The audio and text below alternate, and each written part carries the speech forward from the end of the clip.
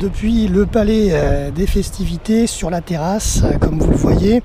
Alors aujourd'hui, donc vous écoutez notre journal radio en vlog, en vidéo, en web TV, un jour à Cannes, sur l'actualité du festival en ce vendredi 19 mai 2017. Alors je vais vous présenter les deux films en compétition avec les différents horaires de la journée qui ont rythmé le parcours et le planning du festival. Et ensuite, en fin de journal, je vous donnerai la shortlist des VIP présents sur la croisette. Voilà, donc pour débuter ce journal radio RVPB à Cannes, donc aujourd'hui vous le voyez, c'est un petit peu exceptionnel puisqu'on vous fait vivre un petit peu les coulisses en vidéo, en web TV de cette 70e édition. Ça ne sera pas tous les jours pareil durant la douzaine de jours à venir, étant donné que en règle générale on fait plus des journaux radio. On est là pour vous donner les infos, les actualités, et là vous avez quelques images inédites donc. Alors aujourd'hui, le début des projections a démarré à 8h30 pour l'équipe du matin, pour les festivaliers, avec la projection du film en compétition Okja de Bong Joon-ho. Alors justement, il y a eu un petit retard puisque ça n'a pas débuté à 8h30. Il y a eu un petit souci à l'intérieur du Grand Théâtre Lumière. Alors un souci technique, bien entendu, c'était un retard de projection. Il y a eu un problème d'affichage à l'écran, a priori dû à un mauvais format au niveau de la projection du film, et donc du coup ça a été retardé, donc ça a un petit peu énervé quelques festivaliers, j'entendais autour de moi. Alors donc c'est un film Okja de Bong Joon-ho, pays qui nous vient de Corée du Sud et des États-Unis, d'1h58. Alors pendant 10 années idylliques, la jeune Mija s'est occupée sans relâche d'Okja, un énorme animal au grand cœur auquel elle a tenu compagnie au milieu des montagnes de Corée du Sud. Mais la situation a évolué quand une multinationale familiale a capturé Okja et a transporté l'animal jusqu'à New York, où Lucie Mirando, la directrice narcissique et égocentrique de l'entreprise, avait de grands projets pour le cher ami de la jeune fille. Alors sans tactique particulière mais fixée sur son objectif, Mija se lance dans une véritable mission de sauvetage. Son périple éreintant se complique lorsqu'elle croise la route de différents groupes de capitalistes, démonstrateurs et consommateurs déterminés à s'emparer du destin d'Okja, tandis que la jeune Mija tente de ramener son ami en Corée. Alors donc le réalisateur Bong Joon-ho a mis dans le casting de ce film, alors je vais avoir des petits soucis de défaut de prononciation, mais bon, vous m'en voudrez pas, Tilda Swinton, Polo Dano, Han Seo-yoon, Byun Hee-bong, Steven Yeun, Lily Collins, Yoon Je-moon, Shirley Henderson, Daniel Henshall, Devon Bostick, Giancarlo Esposito et l'acteur américain que tout le monde connaît, Jake Gyllenhaal. Voilà, donc ça c'était pour 8h30 ce matin, un petit peu décalé à cause du problème dans la salle de format de vidéo. Donc ensuite à 11h a eu lieu la conférence de presse du film, le photocall bien entendu juste avant. Je vous ai envoyé les photos d'ailleurs sur notre compte Twitter @asso-rvpb et Facebook. À 11h donc la conférence de presse du film. Alors c'était très difficile de pouvoir y aller, donc on n'a pas pu rentrer parce qu'il y a des règles d'accréditation, et manque de bol, c'était complet, donc vous n'avez pas de son de cette conférence. Voilà. Petite chose aussi à dire, cette année au Festival de Cannes, comme vous le savez, avec tous les incidents que nous avons eus l'année dernière, en ce 14 juillet 2016, je tiens à rendre hommage à toutes les victimes, les 86 anges de la promenade des Anglais, donc je tiens à leur rendre hommage à travers ce journal aussi. Et c'est vrai qu'aujourd'hui nous avons eu depuis le départ, depuis le mercredi 17 mai, le contrôle de sécurité au palais est draconien. Je tiens à remercier les équipes d'ailleurs du festival et les équipes de sécurité, mais c'est vrai qu'en tant que festivalier c'est un petit peu faut s'habituer, voilà, parce que c'est assez draconien au niveau de la sécurité. Il y a des portiques à chaque entrée du palais, il faut le savoir. Donc voilà, ça c'était le petit mot sécurité et bien sûr l'hommage à toutes les victimes de Nice du 14 juillet 2016. Alors donc pour continuer donc ce journal et ce vlog en direct en podcast depuis le Palais aujourd'hui donc aussi à 12h a eu lieu la projection du deuxième film en compétition aujourd'hui. Alors d'ailleurs il y a beaucoup de monde qui ont des pancartes à l'extérieur, des gens qui cherchent à venir voir ce film Jupiter's Moon. A priori, c'est le film du jour par rapport à Okja, j'ai l'impression, d'après ce que j'entends dire. Alors donc Jupiter's Moon, je vous donne les infos de ce film. Alors il nous vient tout droit de la Hongrie et de l'Allemagne, durée de 2h et 3 minutes. Un jeune migrant se fait tirer dessus alors qu'il traverse illégalement la frontière. Sous le coup de sa blessure, Ryan découvre qu'il a maintenant le pouvoir de l'éviter. Jeté dans un camp de réfugiés, il s'en échappe à l'aide du docteur Stern qui nourrit le projet d'exploiter son extraordinaire secret. Les deux hommes prennent la fuite en quête d'argent et de sécurité, poursuivis par le directeur du camp. Fasciné par l'incroyable don d'Ariane, Stern décide de tout miser sur un monde où les miracles s'achètent. Alors Jupiter's Moon en anglais et en français ça veut dire la lune de Jupiter. Voilà un film de Cornel Mundruzzo. Il m'en voudra pas. Voilà, au niveau du casting, nous avions Zsombor Jéger, Merab Nidze, Giorgi Seramlami et Moni Balsaï. Césaria, petite femme aux pieds nus. Césaria, petite fleur des rues. Ta voix forgée par les épreuves nous parle. Elle est sincère, Césaria. Césaria,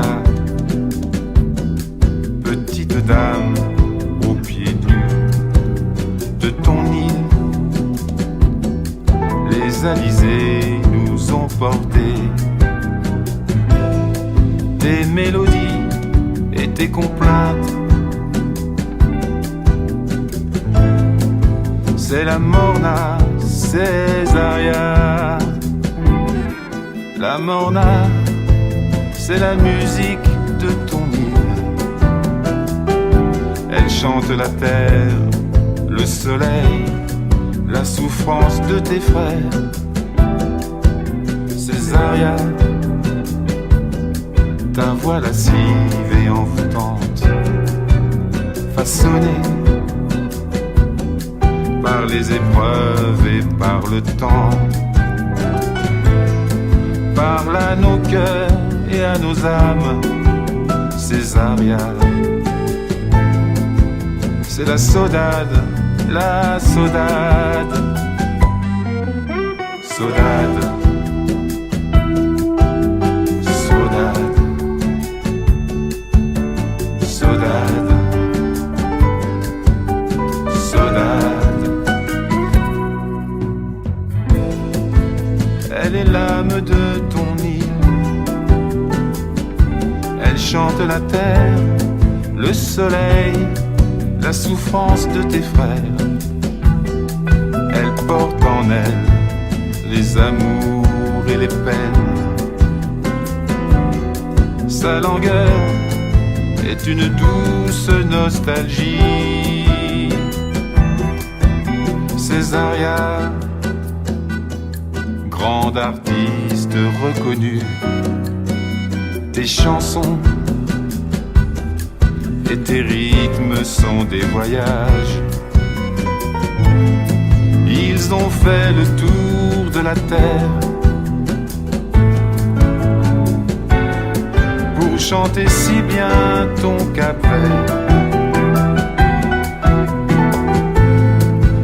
Ils ont fait le tour de la terre pour chanter si bien ton Cap-Vert. Saudade, saudade, saudade, saudade. Ils ont fait le tour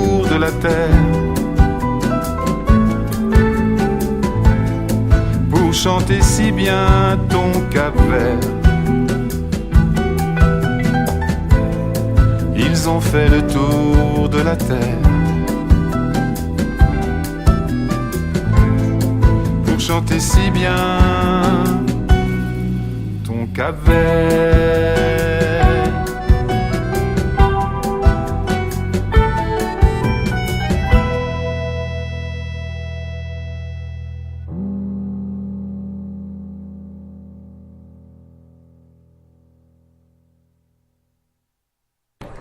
Alors je vous propose d'écouter quelques extraits de la conférence de presse du deuxième film d'aujourd'hui. Donc Okja, on n'a pas pu rentrer dans la salle de conférence étant donné qu'il y avait trop de monde. Par contre, concernant le film Jupiter's Moon, il y avait moins de journalistes et donc du coup on a pu rentrer dans la salle de conférence de presse à 12h30. Et donc je vais vous laisser écouter quelques séquences de cette conférence en audio. Alors donc dans cette conférence de presse pour ce film Jupiter's Moon étaient présents donc Conel Munruzzo, le réalisateur, Kata Weber, Merab Ninitse, Zomber Cheger et Victoria Petrani. Alors je vous propose donc d'écouter quelques extraits audio de cette conférence. Alors le premier extrait concerne une question qui a été posée: pourquoi avoir choisi Merab Ninitse comme acteur? Question posée au réalisateur Conel Munruzzo. Et donc on apprend dans cette réponse, vous allez l'entendre alors en anglais, que ça fait plusieurs années que Merab était pressenti pour ce rôle du docteur Stern. Je m'intéresse où, comment et pourquoi il a choisi Merab Ninitse pour le rôle. Merci.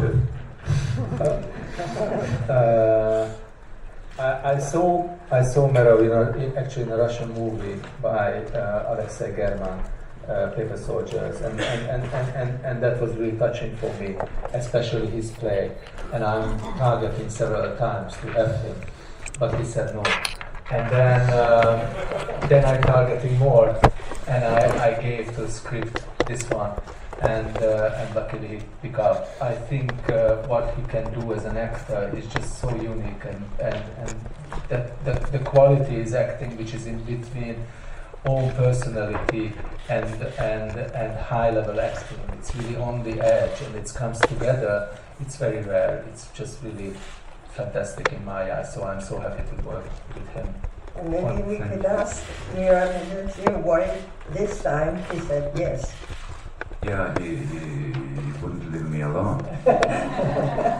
He was, it's a very nice story actually.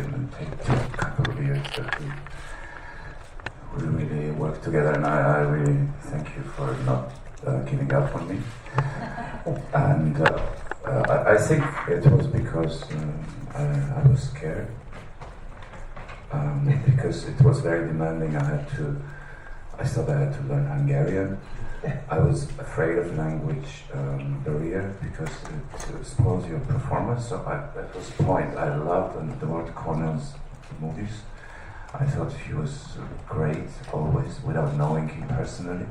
But then when I imagined him performing this script that is so amazing in language that I do not understand, I thought it would take all power that I could have, or freedom as an actor, away.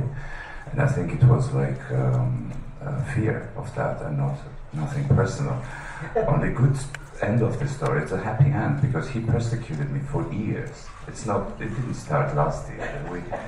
So it's a story of a couple of years, and it doesn't happen so often. The director sees you in the movie, and then he thinks about you for years, how to put you in his movie. Thank you, Conel Munruzzo. Thank you for this. Alors deuxième question extraite de cette conférence, une question qui a été posée sur les migrants en Europe, et le réalisateur Conel a répondu à cette question. Il explique qu'il y a une crise en Europe qui est connue bien entendu, et que ce film est politiquement incorrect, ce film hongrois allemand.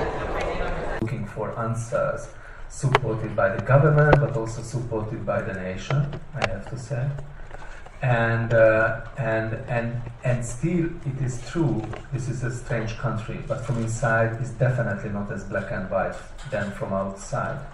And you have to learn, I mean, if you are from South America, that nothing is black and white where you are living in a city or in a country where we are living, more suburbians. But when I'm working abroad, Germany, France, Belgium, and so on, so there are lots of problems like that. So we are together in that crisis, which is also kind of a hope that we can answering again the same old questions. What Europe means, what does 1,200 years mean? Tells to us. What is humanity? What is moral? What is love? And so on. So in one hand, yes, we are in crisis. We are in chaos. We don't find ideological answers. The previous ideologies not really give new answers for the problem, but it's also a possibility in my eyes. And I never felt that I'm really living in my present, and I felt now since like 4 or 5 years that I'm living in my present and I have real responsibility of my decision. I'd like to ask Jan Verjegen, how Conan Mundo described to you the character and the Troisième et dernier extrait récupéré sur cette conférence, donc avec une question concernant le rôle de Zsombor Jéger, qui interprète Arayan, le jeune migrant. C'est son premier rôle, donc à travers cette séquence audio, il livre ses impressions. Most ketté lehet választani, akkor egyrészt van egy technikai nehézsége, és van egy olyan dolog is, ami pedig az a nehézség, hogy én haza tudtam menni esténként, amikor vége volt a forgatásnak, és ezt valószínű, hogy az a film, akit én játszom, ez nem tudja megtenni, ez eléggé nehéz volt.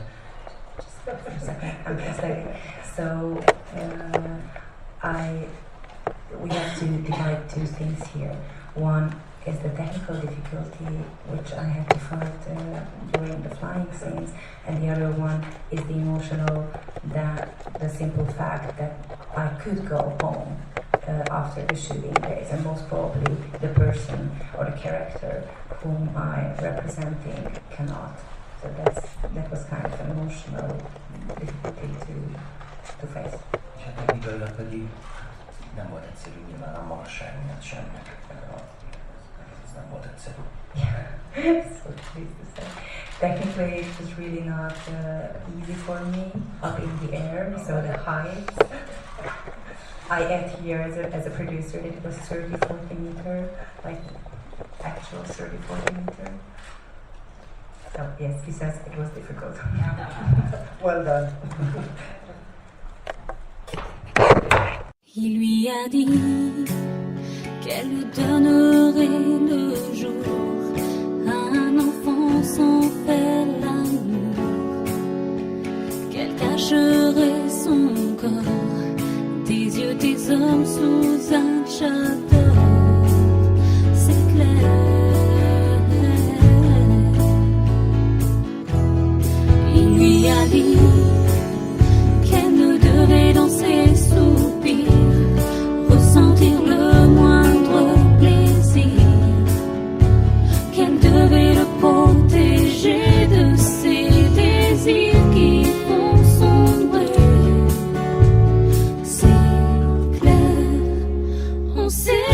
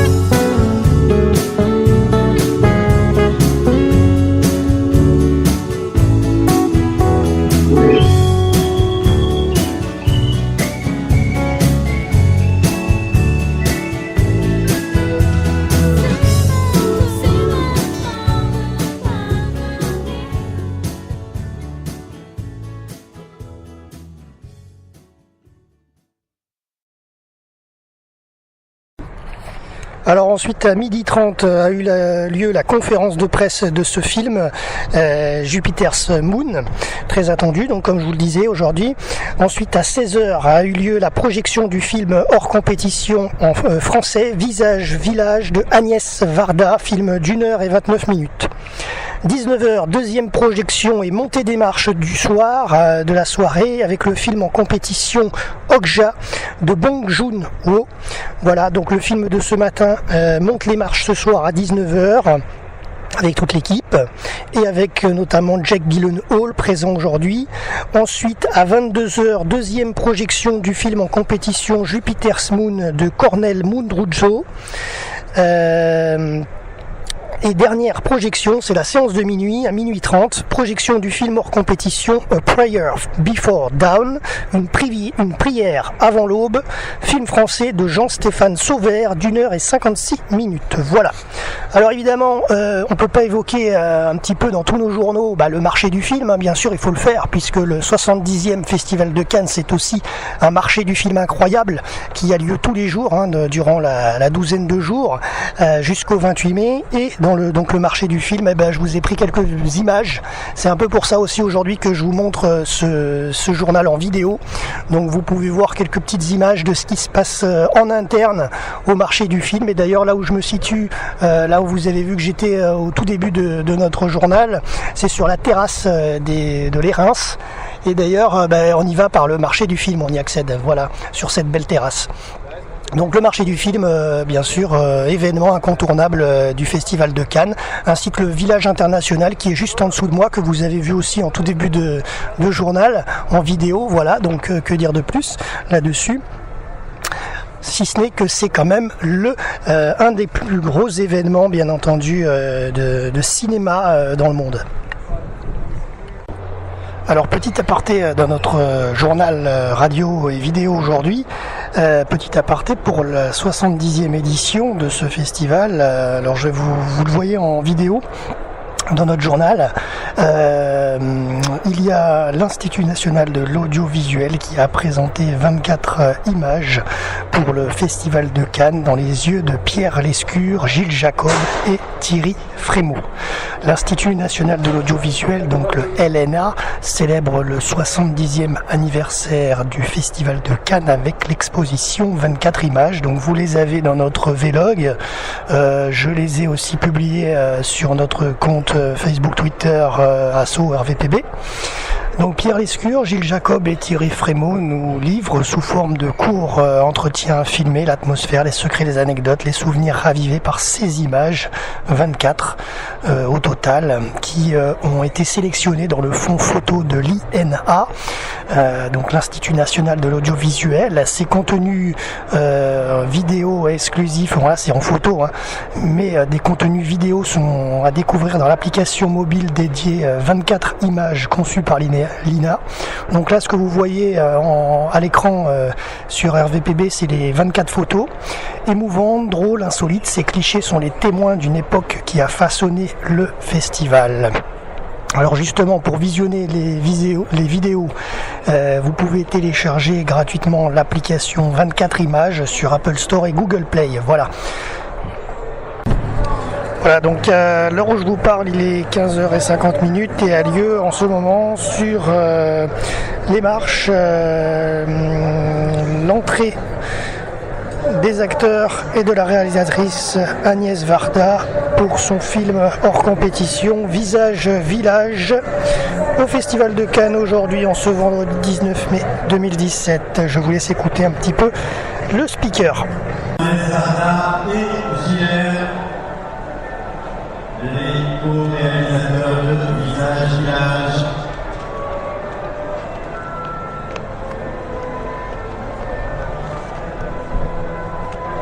Agnès Varda, qui a reçu en 2015 comme Woody Allen, Clint Eastwood, Bernardo Bertolucci, une palme d'honneur.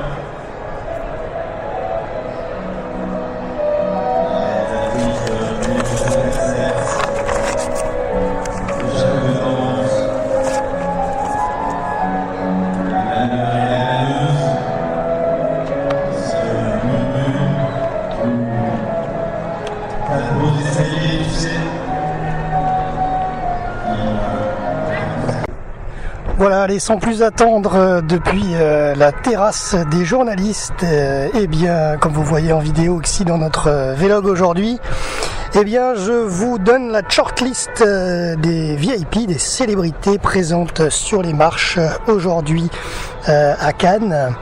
Je viens de la recevoir. Donc, nous avons Emmanuel Béard, Tiliane Blondeau, l'égérie de Dior et la fille d'Adeline Blondeau, notamment. On en avait parlé il n'y a pas très longtemps sur notre compte Facebook et Twitter.